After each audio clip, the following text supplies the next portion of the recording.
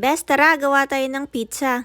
Pero bago ang lahat, grabe naman kayo. Ang daming views nung paggawa ko ng butter! Maraming salamat! Lalo na sa mga nag-like, comment at share ng video na yon.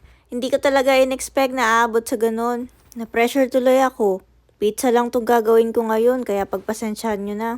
Anyways, para sa pizza na to, gagamit lang tayo ng ready-made na dough. Shall we? Ayan, so first time ko din gagamit na to, kaya for the reading ang person.